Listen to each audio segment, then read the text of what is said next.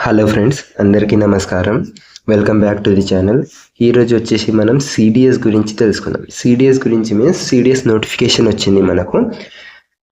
CDS yearly 2 times వస్తుంది. ఇది first notification 2026లో ఉంది.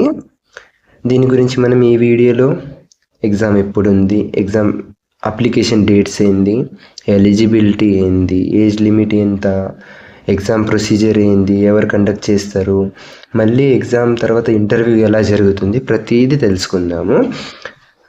డీటెయిల్గా ఈ వీడియోలో నేను పూర్తి ఇన్ఫర్మేషన్ మీకు చెప్పేస్తాను. ఒకవేళ ఏదైనా డౌట్ మిగిలి ఉంటే తర్వాత మీరు కామెంట్ చేయండి, నేను రిప్లై ఇస్తాను. సో అన్నిటికంటే ఫస్ట్ మనం చూసుకోకపోతే ఇది కండక్ట్ చేసేది యూపీఎస్సి అండ్ మనకు ఎగ్జామ్ డేట్ వచ్చేసి 12 April 2026, 12th April 2026 రోజున మనకి ఎగ్జామ్ ఉంది. ఇప్పుడు అప్లికేషన్ చూసుకుంటే 30 December వరకు మీరు అప్లై చేసుకోవచ్చు.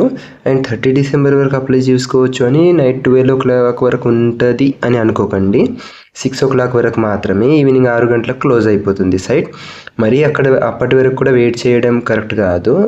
మనకు అందరికీ తెలిసిన విషయమే, లాస్ట్ మూమెంట్లో సర్వర్ చాలా డౌన్ ఉంటుందని. సో మీరు దీనికోసం యూఆర్ఎన్, యూనివర్సల్ రిజిస్ట్రేషన్ నెంబర్ అనేది మీకు ఉంటుంది. ఒకవేళ మీరు ఆల్రెడీ యూపీఎస్సీ ఏ ఎగ్జామ్కి అయినా సరే, యూపీఎస్సీ కండక్ట్ చేసి ఏ ఎగ్జామ్కి అప్లై చేసి ఉన్నా మీ దగ్గర యూఆర్ఎన్ నెంబర్ ఉంటుంది, దాని త్రూ అప్లై చేసుకోవచ్చు.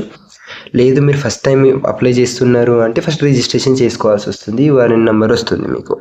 సో దీని డీటెయిల్స్లో చూడబోతే ఫస్ట్ వచ్చేసి టోటల్ వేకెన్సీ చూసుకుంటే 451 టోటల్ వేకెన్సీ ఉంది. ఐఎంఏ డెహ్రాడూన్లో 100, ఇండియన్ నేవల్ అకాడమీలో 26, ఇండియన్ ఎయిర్ ఫోర్స్ అకాడమీ మన హైదరాబాద్లో 32 వేకెన్సీ ఉంది. నెక్స్ట్ ఓటీఏ చెన్నై మెన్స్ కోసం 275 వేకెన్సీ ఉంది. ఓటీఏ చెన్నై ఉమెన్స్ కోసం 18 వేకెన్సీ ఉంది. సో మంచి అవకాశం. నెక్స్ట్ చూసుకోబోతే ఎలిజిబిలిటీ విషయానికి వస్తే మన ఇండియన్ సిటిజన్ అయి ఉంటే మీరు అందరు ఎలిజిబులే. దాంతోపాటు ఎవరైనా నేపాల్ వాళ్ళు ఉన్నా వాళ్ళు కూడా ఎలిజిబుల్. అండ్ కొంతమంది శ్రీలంక, ఆఫ్ఘనిస్తాన్ అండ్ మన కొన్ని దేశాలు ఉంటాయి, అక్కడ నుండి వచ్చి ఇక్కడ ఉన్న వాళ్ళు ఉంటే వాళ్ళ ఎలిజిబిలిటీ గురించి కొంచెం ఉంటుంది. మ్యాక్స్ మన దగ్గర ఎవరు ఉండరు కాబట్టి దాని గురించి నేను డీటెయిల్గా ఏం చెప్తలేను, అదని మెన్షన్ కూడా చేయలేదు. అందరు ఇండియన్ సిటిజన్స్ మన వాళ్ళు కాబట్టి ఇండియన్ సిటిజన్ అయితే సరిపోతుంది. నెక్స్ట్ వచ్చేసి ఇప్పుడు మనం డీటెయిల్గా చూద్దాం ఒక్కొక్క పోస్ట్ గురించి. ఫస్ట్ వచ్చి ఇండియన్ మిలిటరీ అకాడమీ గురించి చూసుకుంటే దానికోసం మీరు అన్మ్యారీడ్ ఉంటేనే ఎలిజిబుల్, లేకుంటే ఎలిజిబుల్ కాదు. అండ్ ఏజ్ లిమిట్ చూసుకుంటే 2 January 2003 నుండి 1 January 2008 మధ్యలో మీరు పుట్టిన వాళ్ళైతే ఐఎంఏ కోసం మీరు ఎలిజిబుల్. అది చూసుకోండి. ఈ డేట్స్ అనేవి చాలా ఇంపార్టెంట్, ఎందుకంటే ఏజ్ వల్ల చాలామంది అప్లై చేయలేకపోతారు. నెక్స్ట్ వచ్చేసి ఇండియన్ నేవల్ అకాడమీ చూసుకుంటే దీనికోసం కూడా అన్మ్యారీడ్ ఉండాలి. ఏజ్ లిమిట్ చూసుకుంటే 2 January 2003 నుండి 1 January 2008 మధ్య పుట్టి ఉండాలి. ఈ మధ్యలో జన్మించిన వాళ్ళు మాత్రమే ఎలిజిబుల్.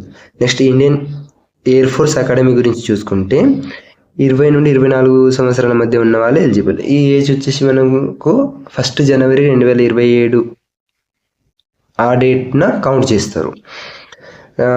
పర్టికులర్ డేట్ చూసుకుంటే 2 January 2003 నుండి 1 January 2007 మధ్యలో పుట్టిన వాళ్ళు ఉంటే ఎలిజిబుల్.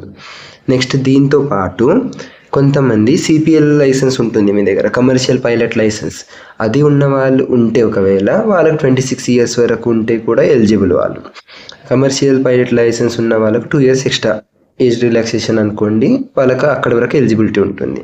మళ్ళీ దీనికోసం కూడా అన్మ్యారీడ్ ఉన్న వాళ్ళు మాత్రమే ఎలిజిబుల్, వేరే వాళ్ళు ఎవరు కూడా ఎలిజిబిలిటీ లేదు. నెక్స్ట్ చూసుకుంటే ఓటీఏ మెన్ ఉమెన్ అని చెప్పినా కదా, చెన్నైలోనే ఉంది. ఓటీఏ మెన్ అయినా ఉమెన్ అయినా అన్మ్యారీడే ఉండాలి. అన్మ్యారీడ్ తర్వాత మెన్ విషయానికి వస్తే 2 January 2003 నుండి 1 January 2008 మధ్యలో జన్మించిన వాళ్ళై ఉండాలి. దాని తర్వాత ఉమెన్ విషయానికి చూస్తే అన్మ్యారీడ్ వాళ్ళే కాకుండా ఎవరైనా వీడియోస్ ఉంటే, భర్తలు చనిపోయిన వాళ్ళు ఉంటే వాళ్ళు ఎలిజిబులే. మళ్ళీ వాళ్ళు అలా కాకుండా ఎవరైనా డైవర్స్డ్ ఉమెన్స్ ఉంటే వాళ్ళు మళ్ళీ మ్యారేజ్ చేసుకొని ఉండకూడదు అండ్ వాళ్ళకి పిల్లలు ఉండకూడదు. అట్లాంటి వాళ్ళు ఉంటే ఎవరైనా వాళ్ళు కూడా ఎలిజిబులే. అండ్ ఇది వీళ్ళ డేట్ ఆఫ్ బర్త్ చూసుకుంటే 2 January 2002 నుండి 1 January 2008 మధ్యలో పుట్టిన వాళ్ళు ఉంటే ఎలిజిబుల్. నెక్స్ట్ చూసుకుంటే ఎడ్యుకేషన్ క్వాలిఫికేషన్ చూద్దాం. ఎడ్యుకేషన్ విషయానికి వస్తే ఐఎంఏ అండ్ ఓటీఏ కోసం మీరు గ్రాడ్యుయేషన్ కంప్లీట్ చేసి ఉంటే సరిపోతుంది. Next Indian naval academy navy కోసం మీరు బీటెక్ అయిన వాళ్ళు ఉంటేనే ఎలిజిబుల్, మిగిలిన వాళ్ళు ఎవరు కూడా ఎలిజిబిలిటీ లేదు. నెక్స్ట్ ఎయిర్ ఫోర్స్ విషయానికి చూస్తే మీరు గ్రాడ్యుయేషన్ కంప్లీట్ ఉంటే సరిపోతుంది, కానీ ఇంటర్లో మీరు 10+2 ఇంటర్లో ఫిజిక్స్ లేదా మ్యాథ్స్, ఫిజిక్స్ అండ్ మ్యాథ్స్ రెండు లేదా కాదు, మ్యాథ్స్ అండ్ ఫిజిక్స్ మ్యాండేటరీగా చదివి ఉండాలి. మీన్స్ ఎంపీసీలో చదివిన వాళ్ళే ఉంటే ఓకే. దాంతోపాటు బీటెక్ చేసిన వాళ్ళు ఉంటే వాళ్ళు కూడా ఎలిజిబుల్. ఇది కాకుండా నెక్స్ట్ వచ్చేసి మనం అప్లికేషన్ ఫీ చూసుకుంటే ఎస్సీ ఎస్టీ ఫీమేల్స్ కోసం ఫ్రీ, వాళ్ళకి ఎలాంటి ఫీ లేదు. ఓబీసీ ఈడబ్ల్యూ జనరల్ బాయ్స్ కోసం 200 రూపాయలు అప్లికేషన్ ఫీ ఉంటుంది. నెక్స్ట్ వచ్చేసి మీరు ఎలా అప్లై చేయాలి దాని గురించి చూడకపోతే, ఫస్ట్ మీరు యూఆర్ఎన్ యూనివర్సల్ రిజిస్ట్రేషన్ నెంబర్ అనేది మీకు ఉంటుంది. ఒకవేళ ఆల్రెడీ అప్లై చేసిన వాళ్ళు ఉంటే, లేదు మీరు ఇప్పుడు ఫస్ట్ టైం చేస్తున్నారు అంటే మీరు రిజిస్ట్రేషన్ చేసుకోవాలి, మీకు యూఆర్ఎన్ నెంబర్ వస్తుంది. దాని తర్వాత ప్రతి ఒక్కరు ఫిల్ చేయాల్సిందే కామన్ అప్లికేషన్ ఫామ్ అని ఉంటుంది, CAF. అది ఫిల్ చేసిన తర్వాత live photo and documents upload చేయడం ఉంటుంది. దాని తర్వాత మిగిలిన ఎగ్జామ్ స్పెసిఫిక్ మాడ్యూల్స్ అంటే ఎగ్జామ్ గురించి ఏమేమి సెంటర్ సెలెక్షన్ కానీ ఫీజు ఎంత పే చేయాలో అది పే చేయడం మిగిలిన అన్నీ ఉంటుంది. అయితే దీంట్లో మీరు ఫిల్ చేసేటప్పుడు డాక్యుమెంట్స్ ఏది అడిగినా గ్రాడ్యుయేషన్ ఎలిజిబిలిటీతో మీరు అప్లై చేసినా కూడా మీరు అనేది SSC మెమో ప్రకారమే మీ డీటెయిల్స్ ఫిల్ చేయాలి. కొంతమందిది మిస్ మ్యాచ్ ఉంటుంది, అది అసలు ఏ మెమోస్ మిస్ మ్యాచ్ ఉండకూడదు. బట్ మీరు ఏదైనా సరే, ఈ జాబ్ అనే కాదు ఏ జాబ్లో అయినా మీరు 10th SSC మెమో ప్రకారమే మీ డీటెయిల్స్ ఫిల్ చేయాలి. ఇఫ్ ఆధార్లో SSCలో మ్యాచ్ అవ్వకుంటే మీరు ఆధార్ని చేంజ్ చేసుకోండి, SSC మెమోని ప్రూఫ్ లాగా పెట్టి. నెక్స్ట్ దాని తర్వాత సబ్మిట్ చేసేయాలి. అయితే దీంట్లో అన్నిటికంటే పెద్ద ఇంపార్టెంట్ నోట్ విషయం ఏంటంటే, మనకు వేరే ఏ అప్లికేషన్ అప్లై చేసినా కూడా, ఏ జాబ్కి అప్లై చేస్తే కూడా మనకు కరెక్షన్ చేసుకోవడానికి మళ్ళీ టైం ఇస్తారు, మళ్ళీ ఇంకోసారి చాయిస్ ఇస్తారు. కానీ ఇక్కడ మనకు మళ్ళీ కరెక్షన్ చేయడానికి ఎలాంటి అవకాశం లేదు. ఫస్ట్ టైమే అప్లై చేసేటప్పుడే జాగ్రత్తగా చూసుకొని 1కి 2 సార్లు చూసుకొని అప్లై చేయండి. ఎందుకంటే ఏదైనా డీటెయిల్స్ రాంగ్గా ఎంటర్ చేసి ఉంటే మళ్ళీ డాక్యుమెంట్ వెరిఫికేషన్ అప్పుడు ఇబ్బంది అవుతుంది. నెక్స్ట్ విషయానికి వస్తే ఎగ్జామ్ ప్యాటర్న్ చూద్దాం. ఎగ్జామ్ ప్యాటర్న్ చూస్తే ఫస్ట్ మీకు రిటర్న్ ఎగ్జామ్ ఉంటుంది, దాని తర్వాత ఇంటర్వ్యూ ఉంటుంది. ఇంటర్వ్యూ అనేది SSB ఇంటర్వ్యూ, ఇది 5 days personality and suitability test. అది ఈ ఇంటర్వ్యూ గురించి చాలామందికి తెలిసి ఉంటుంది, చాలామందికి తెలియకుండా కూడా ఉంటుంది. SSB ఇంటర్వ్యూ అంటే నాట్ ఏ జోక్. దీంట్లో మీ నార్మల్గా మనం వేరే జాబ్ల విషయానికి వస్తే వేరే ఇంటర్వ్యూస్ చూసుకుంటే 1 dayలో లేదా ½ an hourలో 1 hourలో వెళ్ళగానే అప్పటిదప్పుడు మనలో ఉన్న టాలెంట్ని, వాళ్ళు రియల్ టాలెంట్ని అబ్జర్వ్ చేయొచ్చు, చేయకపోవచ్చు. కానీ ఇక్కడ అనేది అలాంటి అవకాశం లేదు. మీ రియాలిటీ ఏంది, మీ పర్సనాలిటీ ఏంది, మీరు సూటబుల్లా కాదా ఆ జాబ్ కోసం అనేది వాళ్ళు కంప్లీట్గా 5 days ఉంచుకొని మరి చూస్తారు. ఆ ఇంటర్వ్యూ గురించి కూడా కంప్లీట్ డీటెయిల్స్ ఈ వీడియోలో చూద్దాము. ఫస్ట్ రిటర్న్ ఎగ్జామ్ గురించి దాని మిగిలిన డీటెయిల్స్ చూద్దాము. నెక్స్ట్ చూసుకుంటే రిటర్న్ ఎగ్జామ్ అన్నాను కదా, రిటర్న్ ఎగ్జామ్ వచ్చేసి IMA, INA, ఎయిర్ ఫోర్స్, ఈ 3 కోసం, military academy, naval academy and air force academy 3 కోసము ఇంగ్లీష్ 100 questions ఉంటాయి, 2 hours ఎగ్జామ్, ఆబ్జెక్టివ్లోనే ఉంటుంది. జనరల్ నాలెడ్జ్ 100 questions 2 hours, ఇది కూడా ఆబ్జెక్టివ్. మ్యాథ్స్ ఏమో 100 questions 2 hours MCQ, మొత్తం 300 questions ఉంటాయి. అయితే దీంట్లో అన్నిటికంటే ఇంపార్టెంట్ విషయం ఏంటంటే, మ్యాథ్స్ ఎవరైతే బాగా చేస్తారో వాళ్ళు ఎక్కువ స్కోర్ చేయగలుగుతారు. ఎందుకంటే మ్యాథ్స్కి పర్ క్వశ్చన్ 1 mark ఉంటుంది, మిగిలిన వాటికి 1 mark ఉండదు, 0.8 సంథింగ్ ఉంటుంది. సో మ్యాథ్స్ని ఎక్కువ ఫోకస్ చేయడానికి ట్రై చేయండి. దీని తర్వాత మళ్ళీ IMA, INA, AFA కాకుండా OTA అని చెప్పినా కదా, మెన్ అండ్ ఉమెన్ రెండింటి కోసం కూడా దీంట్లో మ్యాథ్స్ ఉండదు. OTA అప్లై చేసిన వాళ్ళు ఇంగ్లీష్, జనరల్ నాలెడ్జ్ ఈ 2 చదువుకొని ప్రిపేర్ అయితే మంచిగా సరిపోతుంది. 200 questions ఉంటే 100 each, 2 hours ఎగ్జామ్ ఉంటుంది, ఆబ్జెక్టివ్ ఉంటుంది. సో నెక్స్ట్ విషయానికి చూసుకుంటే ఇంపార్టెంట్గా మొత్తం ప్రతిదీ IMA అయినా, INA అయినా, AFA అయినా, OTA అయినా మీకు ఆబ్జెక్టివ్ ఫార్మేట్లోనే ఎగ్జామ్ ఉంటుంది. థియరీ రైటింగ్ ఏం ఉండదు. నార్మల్గా UPSC అనగానే థియరీ రైటింగ్, ఎస్సే రైటింగ్ లాగా డిస్క్రిప్టివ్ పేపర్ ఉంటుంది అనుకుంటారు. డిస్క్రిప్టివ్ పేపర్ కాదు, ఆబ్జెక్టివ్ పేపరే ఉంటుంది. మళ్ళీ పేపర్ యొక్క ఎగ్జామ్ లాంగ్వేజ్ చూసుకుంటే ఇంగ్లీష్ ఏదైతే ఉంటుందో అది ఇంగ్లీషే, దానికైతే ఏ ఆప్షన్ లేదు చేంజ్ చేయడానికి. మిగిలింది మ్యాథ్స్, GS, GK ఏదైతే ఉందో అది మనకు బైలింగ్వల్ ఉంటుంది, హిందీలో అండ్ ఇంగ్లీష్లో. మనకు UPSC కండక్ట్ చేసే ఏ ఎగ్జామ్ అయినా సరే బైలింగ్వల్లోనే ఉంటుంది. మనకు తెలుగులో రాసుకోవడానికి చాయిస్ లేదు, ఓన్లీ హిందీ అండ్ ఇంగ్లీష్లోనే మ్యాథ్స్ అండ్ GK ఉంటుంది, ఇంగ్లీష్లో ఉంటుంది. అండ్ నెగిటివ్ మార్కింగ్ కూడా ఉంటుంది 1/3. అండ్ ఆల్రెడీ మీ ఇన్స్ట్రక్షన్లో మెన్షన్ చేస్తారు. మళ్ళీ నేను ఇక్కడ స్టార్టింగ్లోనే ఇంకోసారి క్లియర్లీ చెప్తున్నాను, బ్లాక్ బాల్ పాయింటే వాడాలి, బ్లూ పెన్ వాడకూడదు. నెక్స్ట్ డీటెయిల్స్ చూసుకుంటే ఇంటర్వ్యూ గురించి తెలుసుకుందాం.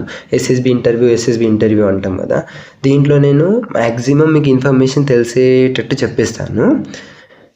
బట్ ఇంకా డీటెయిల్గా చెప్పాలంటే ఎస్ఎస్బి ఇంటర్వ్యూ గురించి 1/2 అవర్ కాదు 1 అవర్ మాట్లాడుకున్నా సరిపోదు మీకు. బట్ ఒక ఓవరాల్ ఐడియా వచ్చేటట్టు మీరు ప్రిపేర్ అయ్యేటట్టు నార్మల్గా చెప్పేస్తాను.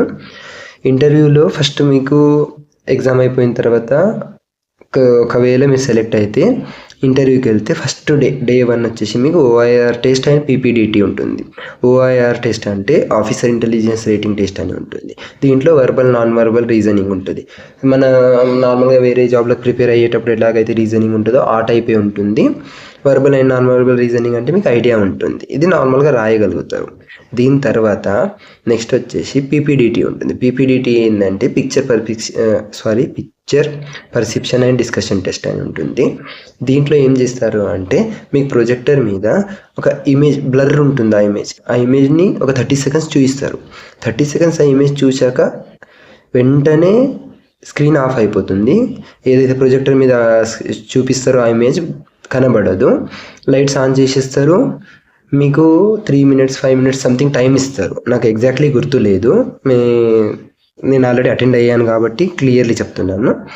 టైం 3 minutes 5 minutes ఉంటుంది. మీకు ఒకవేళ డీటెయిల్ వీడియో చేస్తే దాంట్లో ఇన్ఫర్మేషన్ ఇస్తాను. మీరు ఆ ఇమేజ్ చూసి దాని మీద ఒక స్టోరీ రాయాలి. ఆ స్టోరీ రాశాక మీ పేపర్స్ కలెక్ట్ చేసుకుంటారు. మీకు గ్రూప్లలో డివైడ్ చేసేస్తారు. గ్రూప్లలో డివైడ్ చేసిన తర్వాత నెక్స్ట్ ఇంకో దగ్గరికి మీకు వేరే రూమ్స్కి తీసుకెళ్తారు. గ్రూప్ని తీసుకెళ్ళిన తర్వాత అక్కడ గ్రూప్ డిస్కషన్ అవుతుంది. గ్రూప్ డిస్కషన్ టాపిక్ ఏంది అంటే ఏదైతే మీరు పిక్చర్ చూశారో స్టోరీ రాశారో దాని గురించి గ్రూప్ డిస్కషన్ ఉంటుంది. ఫస్ట్ మీరు రాసిన స్టోరీని ఒక్కొక్కరు గ్రూప్లో ఉన్న 10 members 15 members ఎంతమంది ఉంటే అంతమంది ఒక్కొక్కరు చెప్తారు. ఒక్కొక్కరు చెప్పిన తర్వాత అందరూ కలిసి ఒక కంక్లూజన్ రావాలి. మీన్స్ మీరు ఫర్ ఎగ్జాంపుల్ 15 members ఉంటే 15 members 15 స్టోరీస్ చెప్తారు. కొంతమంది సేమ్ ఉండొచ్చు, కొంతమంది థింకింగ్ సేమ్ ఉండొచ్చు. ఆ స్టోరీస్తో మనకు సంబంధం లేదు, ఎన్ని స్టోరీస్ వస్తాయి అనేది. డిఫరెంట్ మెంబర్స్ డిఫరెంట్ లాగా థింక్ చేస్తారు, డిఫరెంట్ స్టోరీస్ వస్తాయి. బట్ అక్కడ గ్రూప్ డిస్కషన్లో ఏమంటారు అంటే అక్కడ ఉన్న వాళ్ళు ఆఫీసర్స్ ఎవరైతే వస్తారో వాళ్ళు మీరు అందరు విన్న తర్వాత అందరి స్టోరీస్లో నుండి మంచి పాయింట్స్ తీసుకొని ఏదైతే పర్ఫెక్ట్ అనిపిస్తుందో దాని నుండి ఒక ఓవరాల్ ఒక స్టోరీకి రండి అని కంక్లూజన్కి చెప్తారు. కొన్నిసార్లు వస్తుంది, మ్యాక్సిమం రాదు, చేపల మార్కెట్ అయినట్టు అయిపోతుంది అక్కడ. బట్ వాళ్ళ గ్యాప్లో మిమ్మల్ని అబ్జర్వ్ చేసేసి మీరు నెక్స్ట్ స్టేజ్కి ఎలిజిబులో కాదు అనేది వాళ్ళు అక్కడ చూసేసుకుంటారు. ఎందుకంటే 15 మందిలో మీరు పాయింట్స్ని ఎలా చూసుకుంటున్నారు, ఏ పాయింట్ని చూస్ చేస్తున్నారు, మిగిలిన వాళ్ళని ఎలా కన్విన్స్ చేస్తున్నారు, ఇవన్నీ చాలా థింగ్స్ ఉంటాయి. నెక్స్ట్ దాని తర్వాత అది అయిపోతే ఒకవేళ మీరు day 1లో సెలెక్ట్ అయిపోతే ఓఐఆర్ అండ్ పీపీడిటీ అయిపోతే ఇది అయిపోయిన తర్వాత మీకు లంచ్కి పంపించి లంచ్ చేసి రాగానే ఎవరైతే సెలెక్ట్ అయ్యారో వాళ్ళకి చెప్పేసి day 2 3 4 5 కోసం ఉంచుకుంటారు. మిగిలిన వాళ్ళని ఆల్ ద బెస్ట్ చెప్పేసి పంపించేస్తారు. నెక్స్ట్ దీని తర్వాత day 2 నుండి ప్రొసీజర్ ఏముంటుందో తెలుసుకుందాము. తర్వాత వచ్చేసి సైకాలజీకి టెస్ట్ ఉంటాయి. ఈ సైకాలజీ టెస్ట్లలో ఏంటంటే ట్యాట్ వ్యాట్ ఎస్ఆర్టీ ఎస్డి అని ఉంటాయి. అంటే thematic appreciation, word association test, situation reaction test అని, సెల్ఫ్ డిస్క్రిప్షన్ టెస్ట్ అని ఉంటాయి. దీంట్లో ఏం చేస్తాడు అంటే నార్మల్ చూడకపోతే ప్రతిదీ కంప్లీట్ 5 daysలో వాళ్ళు మీరు ఒక ఆఫీసర్ అవ్వడానికి మీలో ఆ క్వాలిటీస్ ఉన్నాయా లేదా అనేది సెకండ్ టు సెకండ్ అబ్జర్వ్ చేసి గ్రాప్స్ చేసుకుంటారు. ఒకవేళ మీరు పర్ఫెక్ట్ క్యాండిడేట్ అనిపిస్తేనే వాళ్ళు నెక్స్ట్ రికమెండ్ చేస్తారు, లేకుంటే చెయ్యరు. ఇప్పుడు ఈ దాని గురించి కంప్లీట్ డీటెయిల్స్ అంటే ఇక్కడ కష్టము, బట్ నార్మల్గా మీకు ఓవరాల్గా చెప్తున్నాను. ఇవి ఉంటాయి. దీని తర్వాత GTO టాస్క్ ఉంటాయి, గ్రూప్ టెస్టింగ్ ఆఫీసర్ టాస్క్. దీంట్లో ఏంటంటే group behaviour, leadership, mental and physical stamina అయింది మీది. దాని తర్వాత గ్రూప్ డిస్కషన్ ఉంటుంది. మళ్ళీ అది స్టార్టింగ్ డే చేసిన గ్రూప్ డిస్కషన్ వేరు, ఇక్కడ గ్రూప్ డిస్కషన్ వేరు. మళ్ళీ గ్రూప్ ప్లానింగ్ ఎక్సర్సైజ్లు ఉంటాయి. తర్వాత ప్రోగ్రెసివ్ గ్రూప్ టాస్క్ ఉంటాయి, అబ్స్టాకిల్స్ ఉంటాయి. గ్రూప్లలో ఉంటుంది, ఇండివిజువల్లో ఉంటుంది. తర్వాత ఆఫ్ గ్రూప్ టాస్క్స్ అని ఉంటాయి. తర్వాత కామన్ టాస్క్స్ ఉంటాయి. మళ్ళీ ఫైనల్ గ్రూప్ టాస్క్ అని ఫైనల్లీ ఉంటుంది. వీటన్నింటిలో ఏంటంటే ఫిజికల్లీ మెంటల్లీ మీరు ఎంత స్ట్రాంగ్, మీరు ఎలా రియాక్ట్ అవుతున్నారు, ప్రతిదీ అబ్జర్వ్ చేస్తారు. మనకు అనిపిస్తుంది రన్నింగ్ చేపిస్తున్నారు, ఆబ్స్టాకల్స్ ఉన్నది, అదొకటి చూస్తారు. అంటే మీరు ఎలా డీల్ చేస్తున్నారు సిచ్యువేషన్ని అనేది కూడా వాళ్ళు అబ్జర్వ్ చేస్తారు. దీని తర్వాత పర్సనల్ ఇంటర్వ్యూ ఉంటుంది. పర్సనల్ ఇంటర్వ్యూ 3rd 4th డేలో ఎప్పుడైనా ఉండొచ్చు. అందరికి ఒకటిసారి పర్సనల్ ఇంటర్వ్యూ ఉంటుందా అంటే ఉండదు. వాళ్ళకు ఆ గ్యాప్లో ఎప్పుడు టైం దొరుకుతుందో అప్పుడు పెట్టేస్తారు. జస్ట్ మీకు ఇన్ఫర్మేషన్ కొంచెం ముందే ఇచ్చేస్తారు, ఈ గ్యాప్లో మీ ఇంటర్వ్యూ ఉండొచ్చు అని. ఈ పర్సనల్ ఇంటర్వ్యూ అనేది 1 to 1 ఉంటుంది. అంటే ఎలాగైతే మనం నార్మల్గా ఇంటర్వ్యూస్ చూస్తామో ఒక పర్సన్కి ఇంకో పర్సన్కి సింగిల్గా ఇంటర్వ్యూ ఉంటుంది. ఆ ఇంటర్వ్యూలో మీకు ఫ్యామిలీ బ్యాక్గ్రౌండ్ గురించి, మీ ఎడ్యుకేషన్ గురించి, మీ పర్సనాలిటీ గురించి, మీ కరెంట్ అఫైర్స్ నుండి అడగవచ్చు, మీ లైఫ్ గోల్స్ అడుగుతారు, డిఫెన్స్లో జాయిన్ అవ్వడానికి మీ మోటివేషన్ ఏందని అడుగుతారు, ఏమైనా అడగవచ్చు. కానీ నార్మల్గా వాళ్ళు మీ ఇచ్చే ఆన్సర్ ఏంది, మీరు ఎలా రియాక్ట్ అవుతున్నారు, ఎలా డీల్ చేస్తున్నారు సిచ్యువేషన్ని, మీ ఆన్సర్ చేసే క్వాలిటీస్ ఎలా ఉన్నాయి, ప్రతిదీ. అంటే మీరు ఆయన మాట్లాడేటప్పుడు ఆయన అడిగే క్వశ్చన్స్కి ఎలా రెస్పాన్స్ ఇస్తున్నారు అనేది చూస్తూ మళ్ళీ మీ డీటెయిల్స్ ఏవైతే చెప్తున్నారు, మీ నాలెడ్జ్ ఏంది అనేది మంచి అబ్జర్వ్ చేస్తారు.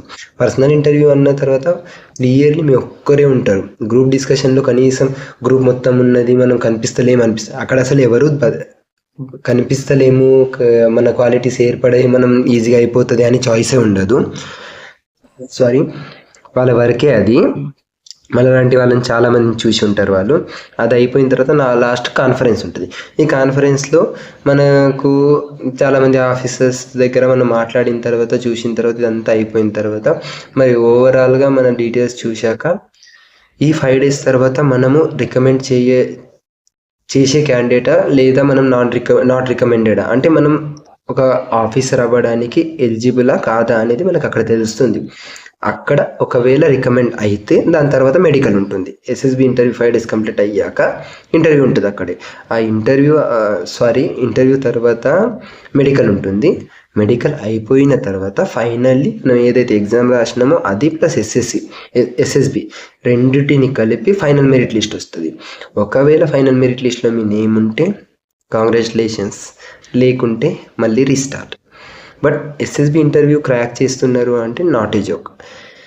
డైరెక్ట్లీ మీరు ఆఫీసర్ అవుతున్నారు కాబట్టి వాళ్ళు పర్ఫెక్ట్గా మీ క్వాలిటీస్, మీరు డీలింగ్, మీరు ఆఫీసర్ అయ్యాక మీ అండర్లో చాలామంది నార్మల్ క్యాడర్ GD టైప్, నార్మల్గా మీరు ఆఫీసర్ అయిన తర్వాత మీకన్నా తక్కువ పోస్ట్ ఉన్న వాళ్ళు ఉంటారు. మరి వాళ్ళందరినీ ఎలా డీల్ చేస్తారు అనేది వాళ్ళకి కావాలి. సో వాటన్నిటిని అబ్జర్వ్ చేసి మీరు ఎలిజిబుల్ అయితే వాళ్ళు రికమెండ్ చేసేసి ఇచ్చేస్తారు. CDS వచ్చేసి 30 December లాస్ట్ డేట్ ఉంది. ఒకవేళ మీరు ఎలిజిబుల్ అనుకుంటే డెఫినెట్గా అప్లై చేయండి. దాని తర్వాత ఇంకేదైనా డౌట్స్ ఉంటే కామెంట్ చేయండి. ఈ వీడియో రిలేటెడే కాకుండా ఇంకా వేరేది ఏదైనా అడిగేది ఉంటే కూడా కామెంట్ చేయండి, డెఫినెట్గా రిప్లై ఇస్తాను. Thank you for watching.